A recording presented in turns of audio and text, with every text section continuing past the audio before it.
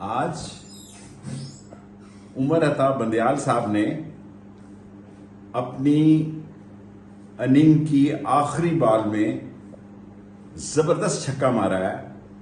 اور وہ جنہوں نے پرسنل اسپیسیفک قانون بنائے تھے اپنی ذات کے لیے کہ 50 کروڑ روپیہ تک کی کرپشن جو ہے وہ ٹپ تھی، اور وہ لوگ جنہوں نے 16 مہینے خاک چھانی اپنے کیس ختم کرنے کے لیے اور یہ تاثر دینے کی کوشش کی کہ ہم گنگا نہائے ہیں، آج وہ خاک وہیں پر پہنچ گئی جہاں کا خمیر تھا۔ حالات اور واقعات بتائیں گے کہ اس فیصلے کے کتنے دوررس نتائج ہوں گے۔ کرپشن کوئی کرے، زاہد کرے، بکر کرے،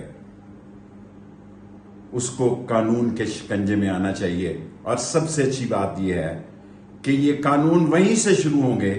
جہاں سے ان کو لپیٹ دیا گیا تھا، جہاں سے پیک کر دیا گیا تھا، جہاں سے تحقیقات ختم کر دی گئی تھی، اور جہاں سے انویسٹیگیشن کا گلا گھونٹ دیا گیا تھا۔ غریب مر رہا ہے بجلی کے بل سے، غریب مر رہا ہے آٹے سے، چینی سے، بے روزگاری سے، غریب مر رہا ہے بچوں کی فیسوں سے، غریب مر رہا ہے مکان کے کرائے کے ادا کرنے سے، اور یہ لوگ ہیں کہ اربوں کھربوں لوٹ کر منہ صاف کر کے بھاگ گئے لندن، جو ان کی اصل قیام گاہ ہے، جو ان کا اصل بیس کیمپ ہے،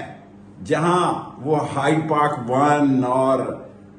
جو وہ ان کے اپارٹمنٹس ہیں ان کی خرید و فروخت کرتے رہے ہیں، اور بڑے اپنے آپ کو یہ ثابت کرنے کی کوشش کرتے رہے ہیں کہ ہم نے جناب علی یہ بجلی ختم کی، اور آئی پی پی میں جو کچھ انہوں نے کیا یہ آنے والا وقت اور اللہ جانتا ہے۔ لیکن فتح خان بندیال کے بیٹے عطا عمر بندیال نے جاتے ہوئے کمال کیا ہے،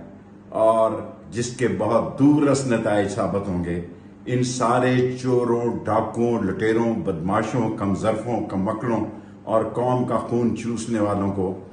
واپس آ کر اب قانون کا سامنا کرنا چاہیے، اور ملک الیکشن کی طرف بڑھ رہا ہے، تاکہ لوگوں کو بھی پتہ لگے کہ چور جو ہے